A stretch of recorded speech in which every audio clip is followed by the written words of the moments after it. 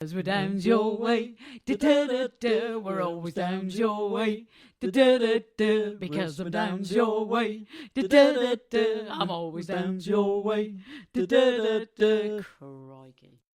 Hello and welcome to Downes Your Way. I'm Colin Speller and I'm still in Steve's studio with Steve and Rebecca, and this is the second part of the meaning behind the lyrics of More Sinner Than Saint. So in the first part we did the first 6 tracks, and in the second part we are going to do the last 6 tracks. So welcome, it's almost Steve. like we planned it. Yes, it's almost like it sounds like a degree of organisation. Must be down to Colin. Not normally present in the scheme of things. But anyway, welcome both again. Yeah. And I will, we might as well kick off with the first track of the second half, which is, in fact, the title track. More Sinner Than Saint. Indeed. I think it's great, by the way, that it came out on vinyl and we could think of it being as a first half and a second half. Yeah. Because we didn't just throw the songs together, did we? Beck? Oh, I thought we did. No, we didn't.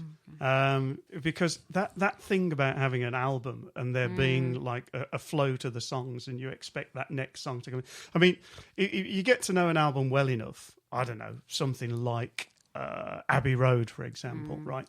You know exactly when the next track's going to come in. You know exactly what key it's going to be in, and you can almost sing it without sort of. And that's brilliant. So I'm so glad we managed to actually do that. So anyway, More Sinner Than Saint. Right? Okay, this is a redemption song. It's a redemption song. I should have looked this up beforehand, but basically I was too idle. There's a quote, and I can't remember who it's by. This is the thing, and it was a bloke. I know that much, and he's sort of terminally ill, and somebody comes to visit him. I think it might be W.C. Fields, the comedian. That's right, not W. Grace, W.C. Grace, W.C. Fields, and. So somebody comes in to visit him and he's reading the Bible and he's a sort of confirmed atheist. And somebody says, what are you doing? He says, I'm looking for a loophole. Right. And that's exactly what this song is. Yeah. Right. It's somebody, like anybody that has led a slightly wicked life, which, to be honest, a normal life. Yeah, anybody, and you're sort of thinking back, bloody hell, shouldn't have done that, shouldn't have done the other. And you're thinking, is there any way out of this? And if there isn't a way out of it, then I'm just going to carry on, and I'm going to plow on, and the devil ain't going to get me. So whatever. So it's sort of thinking back about whether you are a sinner or a saint. Nobody is, of course, more sinner than saint, or more saint than sinner, with possible exceptions. Hitler. Yeah. That's never going to go down well. But, people that blow people are probably on the wrong side. Yeah. But the regular Joes, us mortals, we're all a bit sinner and we're all a bit saint, but we're more saint than sinner. This, for me, I love these lyrics. And I do think, especially my personality type is very much, although I am getting better, sort of putting myself down, sort of, I didn't do enough. Have I done enough for that person? Oh, should I have rung that person more last week because I think they need me? And should I have da-da-da? Should I have? Am I a bad person because I didn't do? So this for me is kind of like, you can only do what you can do. And when I sing this, it's kind of like, not an apology, but it's an acknowledgement that I'm only human and sometimes I can't do everything I want to do, and I can't help everyone I want to help, and I can't save the world. And if that makes me more sinner than saint, then there's nothing I can do about it, but I'm doing my best. And that is definitely, for me, when I sing the lyrics, what I'm feeling, even though Steve wrote these lyrics. And we always have this connection about the songs that we sing, the songs that we write. We've always said from the start they're ours because we always have influence in each of the songs, or we do them both together.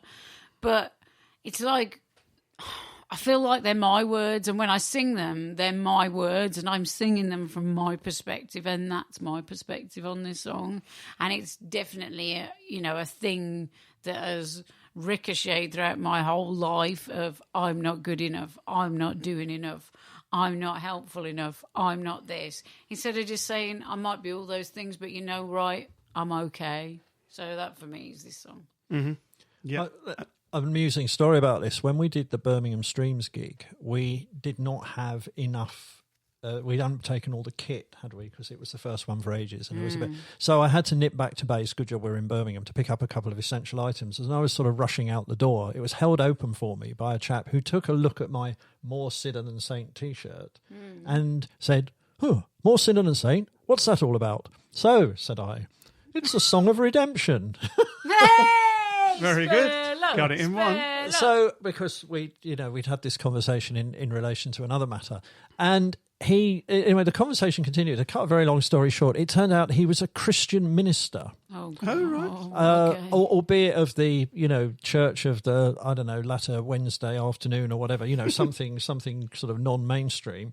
And he was profoundly disturbed by me having a "More Sinner Than Saint" T-shirt on, but I had sort of reassured him that it was it was a song of redemption and people considering their blah blah blah blah. See, blah. the dark side in me, if that had been me, I'd have said, "Well, actually, I'm a devil worshipper. I'm so sorry," but at the moment, I wouldn't have. Well, actually, Colin, it would have screamed in me to do it. Colin, what you should have done is stood on your head and said, "Look, now I'm a sinner. Whoops. Now I'm a saint because of the reversible logo." So, yours.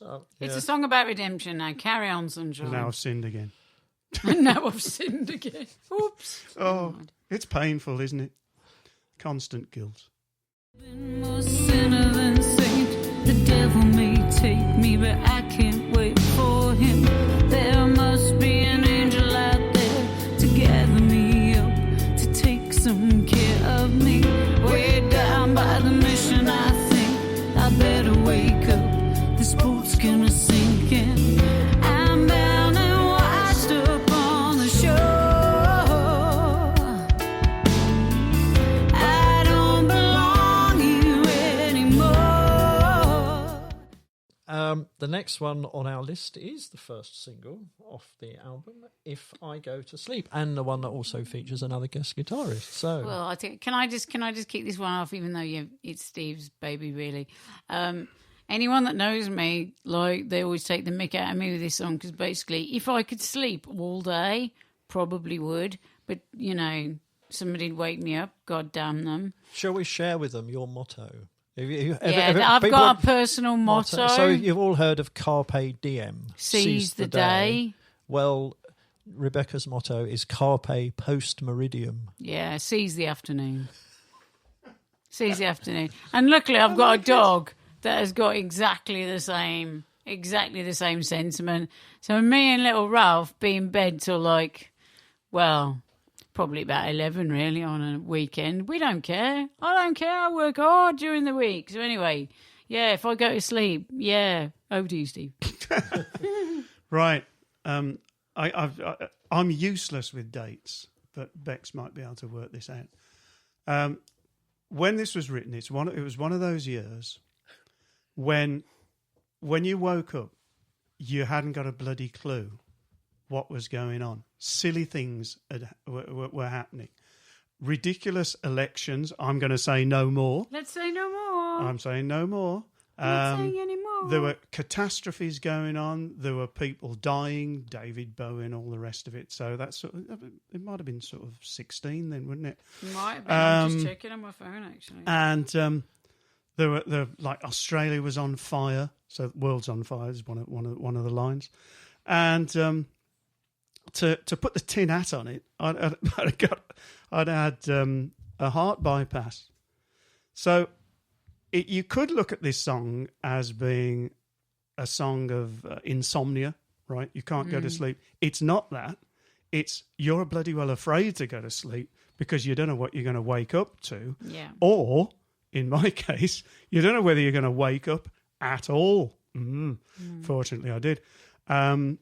And it's all of those things wrapped up into all various lyrics that just came into my mind and spurged out. And it's one of those lyrics where some lyrics you sit down and you actually think about them very carefully and you go, oh yeah, that should go there. This was one of those lyrics. where it is almost, a lot of it is stream of consciousness. Yeah, it just spits out. Doesn't it? And that's the way it worked. And it worked with that sort of big heavy riff that was going, which is sort of, it's sort of quite ominous, quite fearful, because that's what it's about.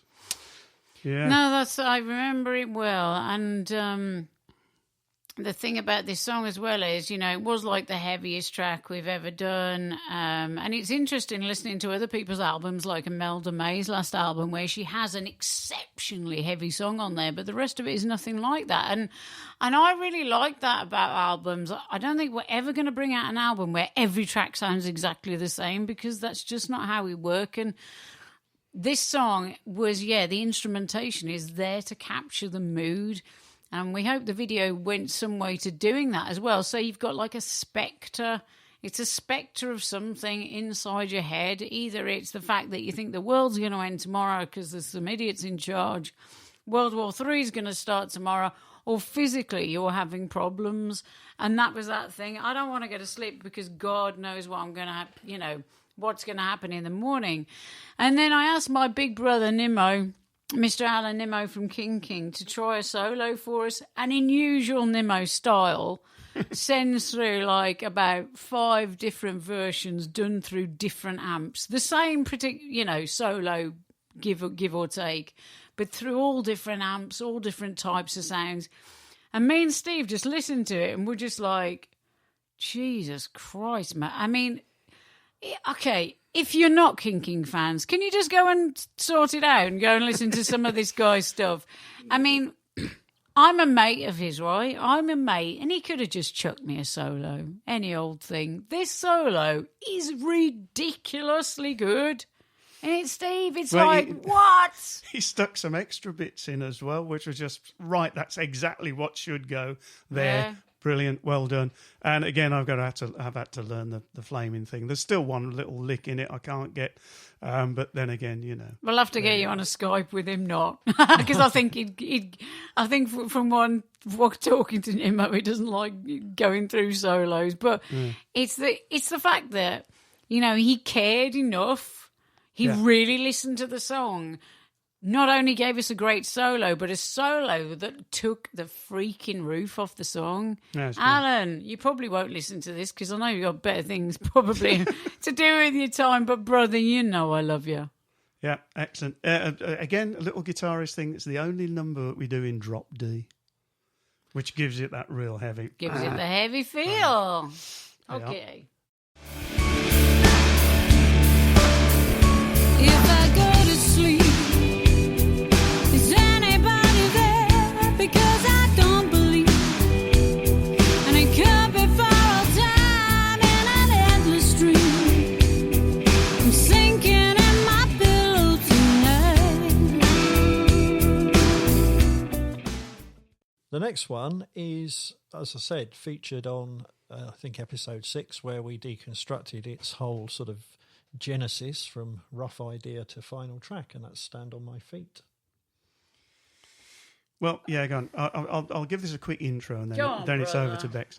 If you think of Stand on My Feet, which we first started writing, it was in 2014. I think it was. That was the date when Bex sent over this little piano lick and a couple of chords, and instantly it was, there's mileage in that. We'll go with that. And it's about empowerment. It's about saying, okay, look, I can do this on my own. Obviously, I need people around me, but I'm able to stand on my own 2 feet now. So there you go. And if you think that Chains was the last song that we wrote for the album, it was like bringing the whole thing in full circle, because Chains is a very similar thing. So that's the chronography of it all, if that's the right word. Absolutely. Like, I remember the day that I wrote it again, little people didn't turn up on one of my private lessons. Can people stop turning up for Bex because it stops her writing music? I know. I was at one of my colleges and I have some one-to-one sessions, and you know what college students are like. I was the same at uni, could never turn up to anything. I was always drunk. But yeah, they were late and they didn't turn up, and I just just went dum dum dum dum dum dum dum dum dum. I thought, hang on a minute, that's got a bit of legs, isn't it? And then sort of put some words behind it, as Steve says, and padded it out a bit. And just before they turned up, sent it on my phone to Steve, who of course turns it into a proper song. But it's with it, the lyrics for me are, again, exactly like Change. It's like, we've all been through some things in life. Personally, I've been emotionally put down and, sort of used in a way and controlled, especially when I was younger. And this is kind of like, F you, I'm going to stand on my feet and this is all going to be me and I don't have to wait for anyone. It's kind of a like arms outstretched, come on, because I've got this, so screw you. And this is kind of, it's a shout out song. No. That's Frankie Birkett. Really? We knew the dog would start to bark because you know why? You know why he barks? Because he just wants his limelight. Don't he? The little twit. But anyway, we love him. And he can. Noise so if he barks again, just like, we're not in a full-on soundproof recording studio because it's COVID, right? So, like, if you love dogs, you'll love that. If you don't, then you'll hate it. Anyway. So that's Stand on My Feet, really. All right. Noise is off by dogs. And in episode 6, there was a lot more about that. So go back and have a listen. Okay. Yeah, Noise is off from the dogs are de rigueur in these podcasts. In fact, we have Ralph in the vicinity as well. Yeah, so Ralph's just keeping quiet, He mate. could make a contribution at any moment. Yeah.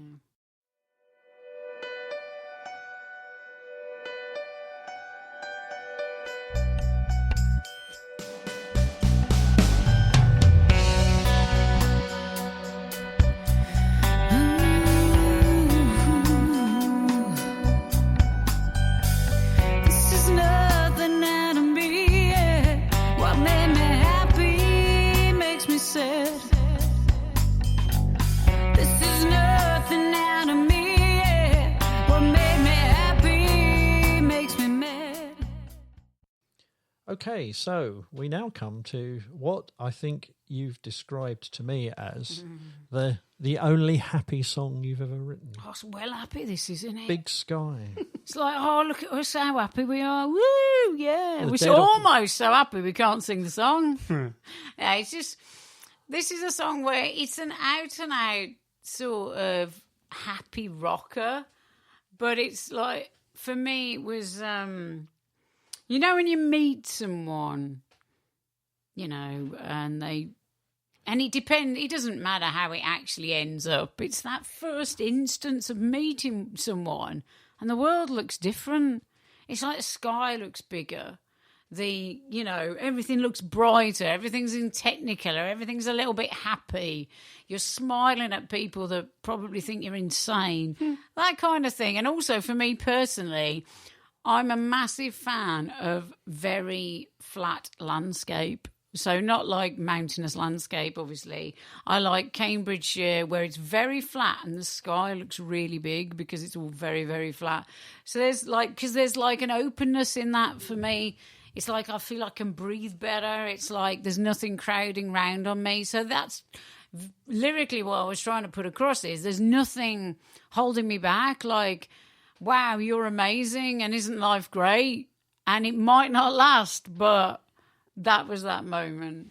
Stephen, I didn't fart then, by the way. I just crossed my legs on the chair. If I do fart, I will actually admit it. I did. Thanks. You didn't, because I normally can smell yours. Okay. This was one that I think we actually wrote most of this in the same room together. I know. What would you believe it? Yeah. And it was like, it's a big strummy. Oh, here we go. Yeah. So hang on, we'll stick a slide riff across this like we did for Believe, and then it gets slightly Indian, and it's like here we go. It's a bit Cooler Shaker, isn't it? Because we both love Cooler Shaker. Yeah, it's a shame they didn't do more, but still, yeah. So it basically just attacks you right from the word go.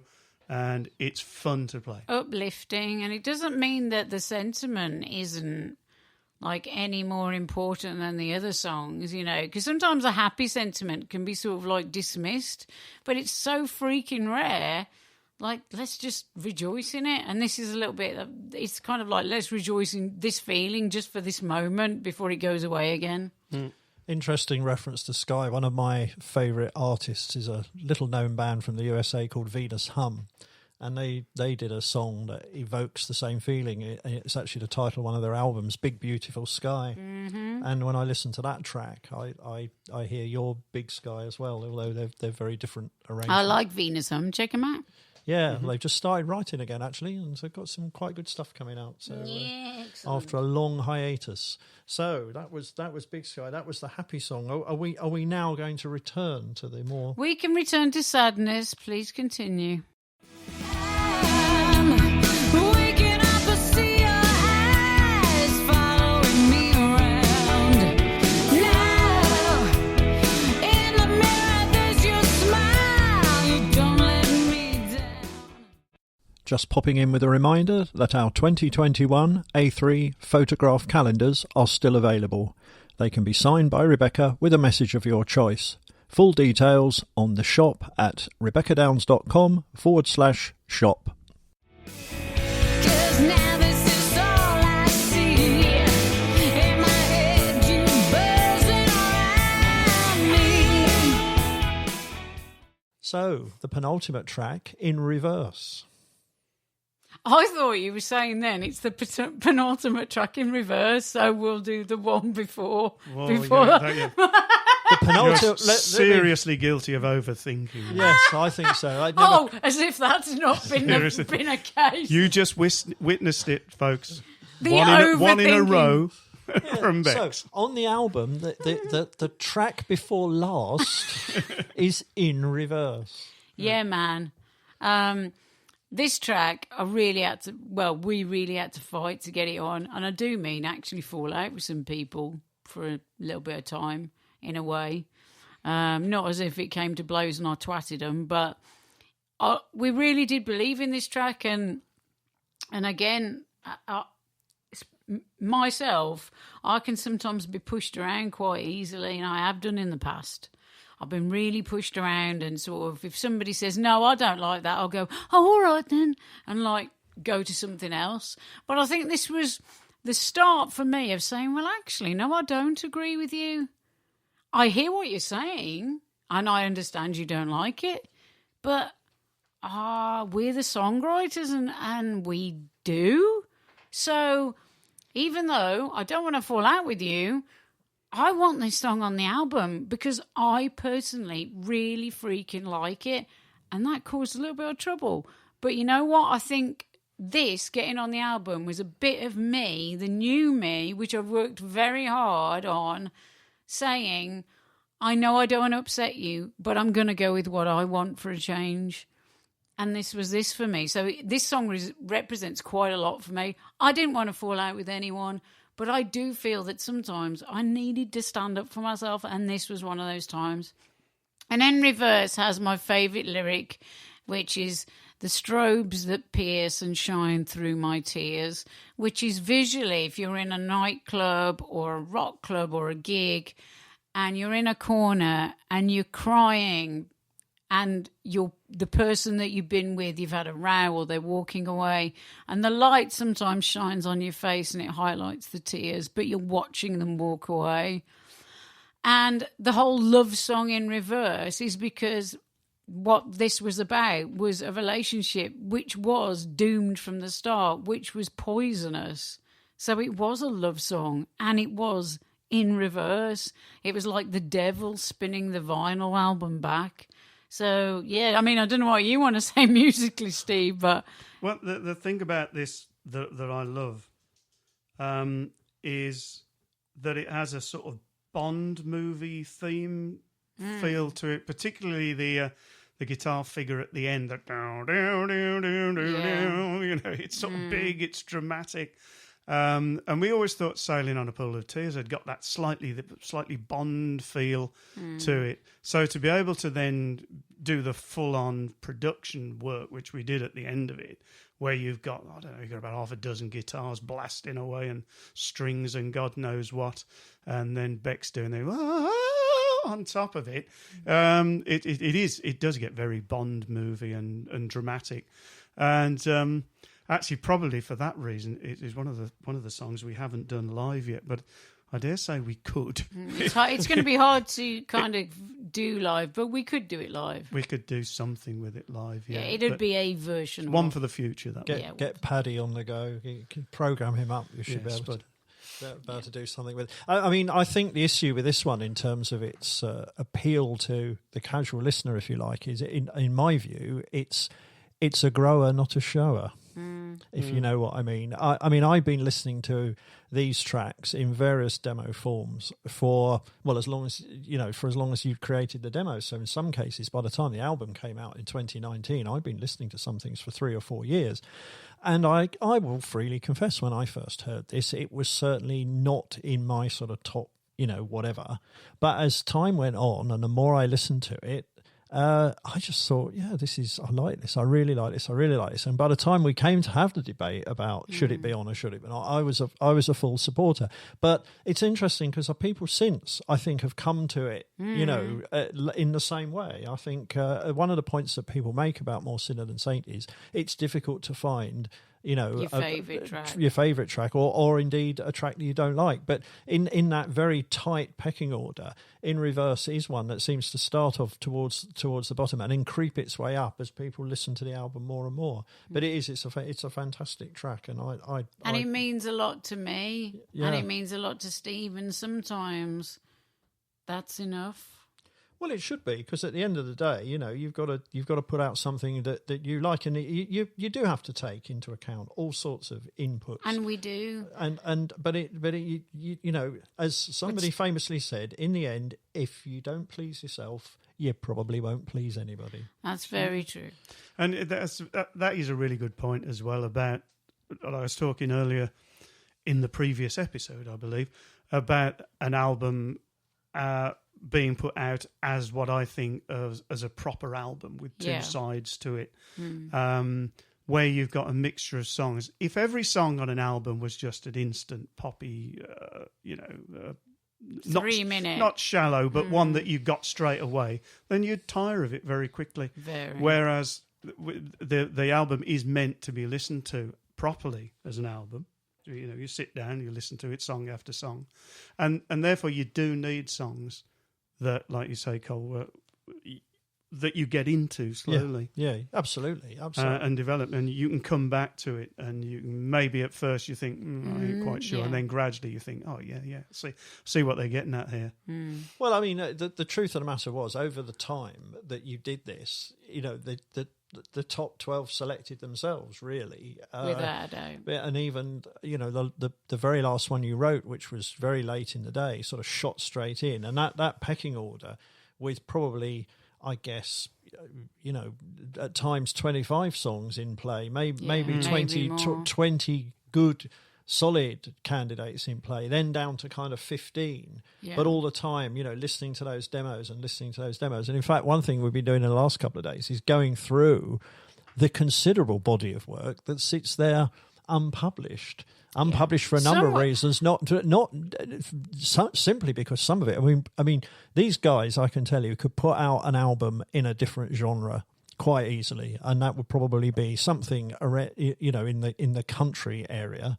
Yeah, kind of rock Americana sort of thing, which we, never say never. Those tracks are there, and would almost be subject to refinement and recording properly, ready to go, because they've got that amount of material in their sort of non-published catalogue. But it's been absolutely mental, because I think me and Birkett have gone through a third of what I would say are pretty much demoed full songs, some of which we'd totally forgotten about. I mean, it's like, what the bloody hell is this? Oh, God, we really like it, right? So we're kind of, we are songwriters, and we do write things in different sort of styles. I think underlying everything is always the song.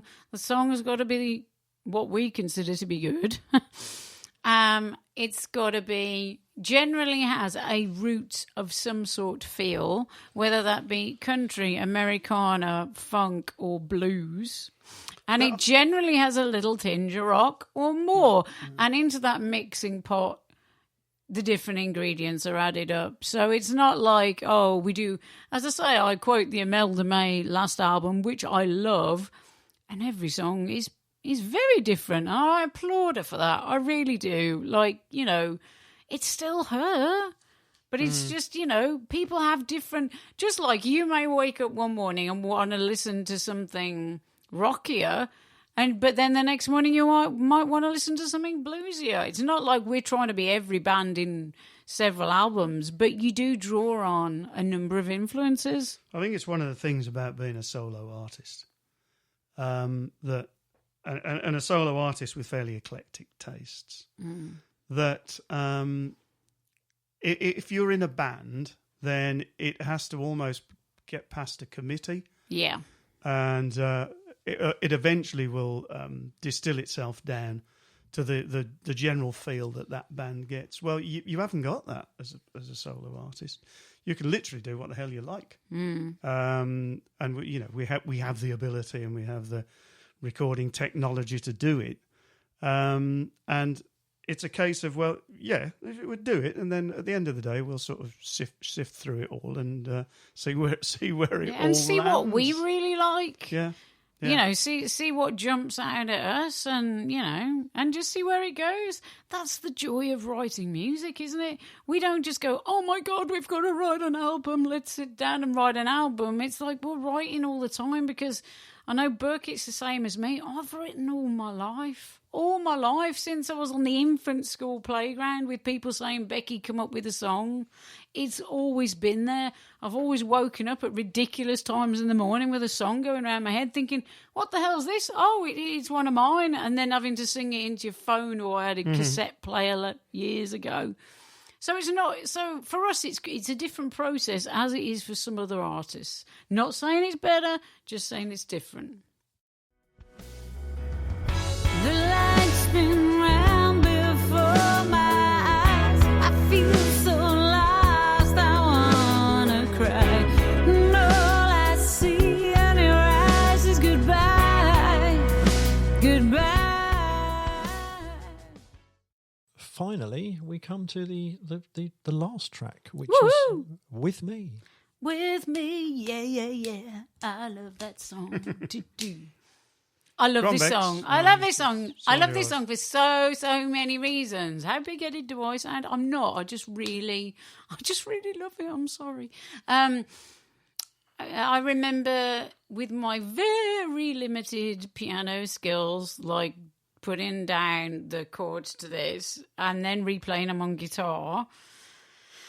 And Birkett and me kind of lyrically write things sometimes differently. Like, I generally, or the lyrics and the music will come absolutely as one. And sometimes we'll shift around the lyrics if we don't think they're good enough, or they don't say what we're going to say enough, or whatever. But generally they come as a two. With Birkett, a lot of the time he does them separate, which is, you know, just the way people work differently. This one wrote itself a bit like Believe did in probably about 10 minutes. It was in my subconscious. I just had to open the door and it came out. That's how I kind of feel. I almost feel with songs that write themselves this way that they're kind of channeled through me. I know that sounds a bit woo, but because you don't know where they've come from, it's kind of like you hit the notes on the keyboard or the guitar, and then suddenly the words come out of your mouth, and it's like, what the, you know, where did all this come from? And it's obviously the feelings that you've got coming out. And okay, I'm sorry, Dad, because no doubt you'll be listening to this, because, like, that's what you tend to do now. Now I've unleashed you onto the internet. But it's about seeing someone that you like and thinking, I don't give a damn. You are coming with me, and I'm going to get you. You know what I mean? Like, I've set my sights on you, and sweetheart, put it all aside. You're with me, brother. And it is about that, and it's about that female. I know people sometimes get a bit fed up with females talking about female empowerment, but let me tell you, there needs to be a bit more of it. How many females do you see on a lot of festival slots? Just a question, just leaving it there. So, you know, this is about, I don't need no man to come and ask me out. I can go and ask him. And I'm not afraid of the consequences. You know what I mean? So it's kind of like, I know what I want. There's Frankie. Frankie, you He didn't. agrees. Trouble is, he thinks he writes most of these songs, and he doesn't. And he's like, oh, I wrote most of it. You know what's probably happened? A dog has walked past the window. Somebody's walked past. Somebody's walked down our road. It's atrocious what this dog has to put up with. But anyway, coming back to female sexuality, As we were. it's about a lot of things, but it's about that female empowerment saying, I got this, don't worry about it. What do you want to say, Steve? Okay, I'll talk some music parts of this Oh, then. so dull. I'm joking. So Bex has got this song, and it's a cracking song. Cheers, mate. It's got that amazing sentiment to it, and it's more or less 4 chords. And then you sort of in the arrangement, put me arranger's hat on. It's like, well, what are you going to do with this? And I was struggling to find something that would really work with it. And we were together looking at this thing, and what I ended up doing is getting slide guitar out again, although you may not spot it in the track, but it's there, and putting a boatload of delay and reverb over it, and just hitting these single notes sliding up that were just holding and hovering in the air. And immediately that gave that atmosphere, didn't it? To the whole piece, yeah. And once that had happened, it sort of... This is interesting how songs evolve. Having started as 4 chords on a piano, then moving to acoustic guitar, because this is very heavily acoustic guitar based. Mm-hmm. You then had the slide guitar come on top of that. Then there was a guitar with a load of vibrato all over it. Which we added to that, which really gave that a sort of, again, an atmospheric feel. I always think, actually, there's a little bit of Roxy music in this. Although I do too, people would go, Roxy music? And Pink Floyd, and in reverse. Because it has that guitar atmosphere to it. And then there was another, just a straight guitar that went on it. And then we decided in the choruses it really needs to kick in. So we stuck it right in the background. We stuck this great big heavy crashing power chord guitar. So you'd got a whole wash of guitars going on, which I absolutely love. It's like a wall of sound, isn't it? Yeah. And I love the bit where it breaks and it goes like that. Yeah. And this was one of those songs. It was Bill Drescher did the mix on this, didn't he? Pretty sure. And he got it totally. I mean, he got the whole thing about the album. So when he sent it back, you'd got this lush wash of sound going over this fantastic lyric. And we sort of just sat back in amazement saying, Bill, yep, thank you, mate. Bill Drescher's one of those like superstar producers that you work with and think, oh my God, should I pray at his knees? And he's the most loveliest guy. And walked into his LA home and he's got surrounded by so many gold discs and he's just so humble. And it was just, but he just got from the demos, he just knew what we wanted straight away. It's just like, oh, yeah. I know that, I could got this. But he also said, I remember this is a guy, if you look him up, that has produced so many people, he could really call some shots. Yes, I agree, Frankie. He's worked with so many people, but he was still like, guys, if you don't like anything I've done, just say we can change it. And it was a real sort of easy way to work. So, and he did. And he did, I'd phone him up and say, Bill, can you just do this little bit of blah, blah, blah there? And he'd go, yeah. No problem. And he seems to be, the higher up the people you work with, the less ego they have. Yeah, he was a lovely guy. Lovely guy. Still friends on Facebook, and I hope I get to see you again someday, and you 2 lovely dogs. Love you, Bill. Yes, it would be great to go back there and enjoy the beach. Guys, that's absolutely superb. Thank you for that. Thank you for taking us through. I hope people will have got something out of that that they've not heard before. Are you now going to interview Frankie Birkett? Oh, I think the trouble with him is he's You'd never get him off the mic. That's the trouble. It's like, I wrote this, I wrote that. barking on about everything that he's achieved and complaining. I've won this award. Complaining about the quality of the fare he was offered earlier when everyone arrived. So His rider. Yeah, his rider. Never good enough. Yeah, that's his main topics. I think we're too much of that. So, yeah, thanks, guys. Thanks very much. So I will leave you both to say goodbye. Goodbye, people. Goodbye. Got your kisses up and down my neck. Give you something that you won't regret. And I got you now. I got you now. Thank you for listening to Downs Your Way. As usual, there is a merchandise discount code. This episode's code is, in capitals, MSTS. If you put that in at the appropriate place in the checkout process at RebeccaDownes.com/shop, you will receive a 10% discount on all items purchased. We plan to be back with you in 2 or 3 weeks' time. During that time, we are proposing to move our podcast from one platform to another, not just to save some money, but to be able to increase the functionality and the scope of what we can bring you in these podcasts. That, of course, does have the risk of it all going horribly wrong, but hopefully it should be a smooth process. Hopefully we won't lose any episodes, and hopefully we'll be back with you very soon. We look forward to being with you then.